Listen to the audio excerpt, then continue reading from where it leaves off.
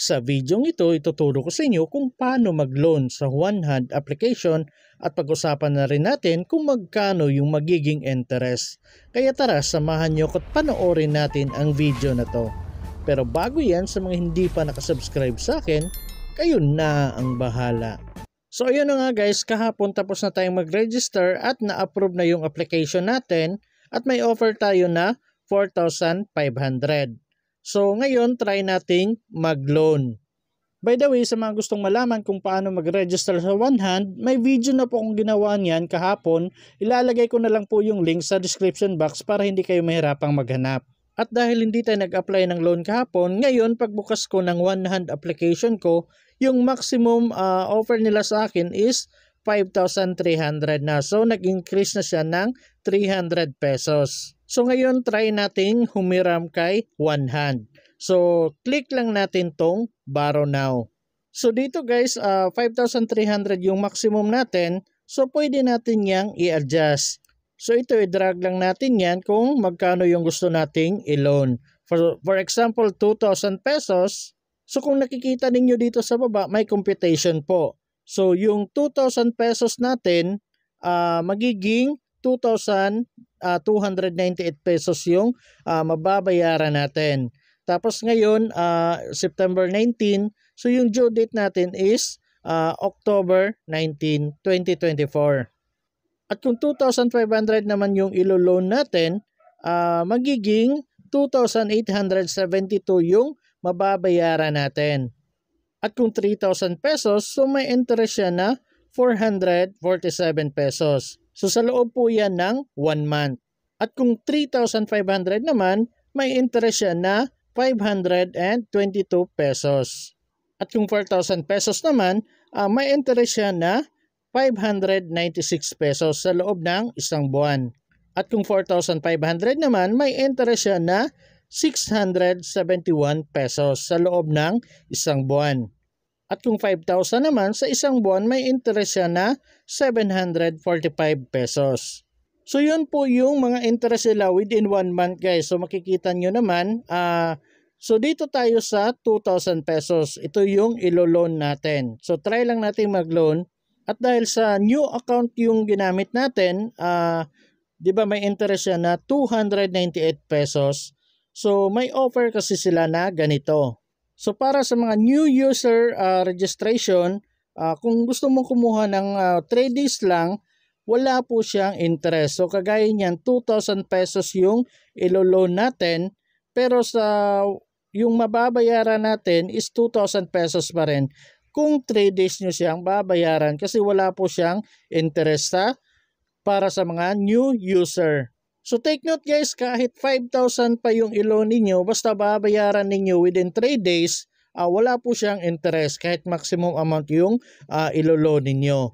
Basta within 3 days na bayaran nyo para walang interest. Pero pag lumagpas, may interest na po yan. So try nating i-loan tong 2,000 pesos kasi wala naman siyang interest. So i-click lang natin ang Get Cash. So pwede pala kayong mag-withdraw guys through online wallet or banks. So para makita lahat ng mga pwedeng pag-withdrawhan, i-click nyo na lang po tong View All Withdraw Methods. So para sa mga online wallet, GCash, Paymaya, CoinsPH at GrabPay ang pwede. Pero sa ngayon guys, not available pa ang Paymaya at CoinsPH, baka may problema lang. Pero yung GCash at GrabPay available ngayon. At sa banks naman, halos lahat naman available pero may time lang talaga na baka may maintenance lang kaya hindi nag-highlights. Kagaya yan, BDO, BPI, Allbank, AUB. Basta marami, halos lahat ng bangko guys nandito. So depende na lang kung naka-highlight yan or hindi. Kasi may ibang bangko talaga na may maintenance ngayon at bukas okay na. So kung yun yung bangko ninyo, antayin-tayin nyo na lang na maging okay. At maging available na siya. So pwede na kayong mag-withdraw sa inyong bangko. Pero sa ngayon, ang gagamitin natin is GCash. So i-click lang natin tong GCash. So dito ilagay lang po natin yung GCash number natin na gusto nating sendan ng pera. So make sure po tama yung GCash number na nilagay ninyo para hindi po magkakaproblema. At kung okay na, i-click nyo na po ang submit. At pagkatapos may makikita kayong ganito, so kagaya ng sabi ko kanina, make sure na tama yung GCash number na nilagay ninyo kasi hindi daw po refundable yung amount na isasend ninyo kapag mali yung GCash number na nilagay ninyo. So kung tama naman, i-click nyo na po ang confirm. And then mababalik po tayo dito at kung nakikita ninyo, nandito na po yung GCash number na niregister ninyo. So ngayon, kung gusto na ninyong mag-loan, i-click nyo na po ang Get Cash. And then may makikita po kayong ganito na yung amount daw na gusto ninyong i-loan ay i-disperse alinman dito. So pwedeng WeFund loan, C-Bank, Maya Bank, Lightning Financing Loan. So may mga agreement po na nakalagay dito. So pwede nyo pong basahin lahat ng mga agreement na nandyan. At dito sa baba, meron ding one-hand privacy policy. So pwede nyo pong i-click yan. So makikita nyo po dito yung one-hand privacy policy. So basahin nyo na lang po lahat dyan. At kung agree naman kayo, so bumalik na lang kayo dito. At pagkatapos, i-click nyo na po ang agree.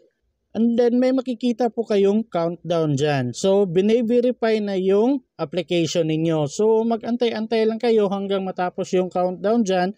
May iba hindi pa natapos yung countdown, na-approve na yung application nila. So antay-antay lang kayo. So kagaya sa akin, nag-antay-antay lang ako. Then pagkatapos ng countdown, may nakita po akong ganito. Almost there, we are now verifying your application. So antay-antayin nyo na lang po guys.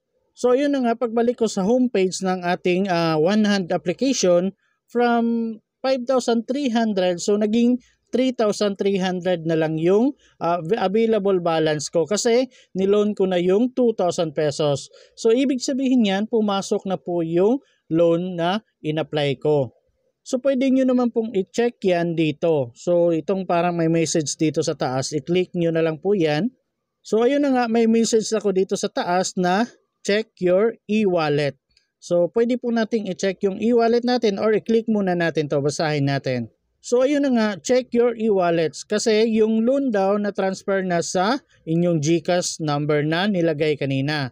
So nandito naman yung last 4 digits ng inyong GCash number na nilagay. So i-double check nyo na lang po. So antay-antayin nyo sa mga hindi pa dumating guys, within 24 hours na pagka-apply ninyo at hindi dumating yung loan ninyo, pwede po kayong tumawag sa customer service hotline nila. Itong nandito po sa gilid.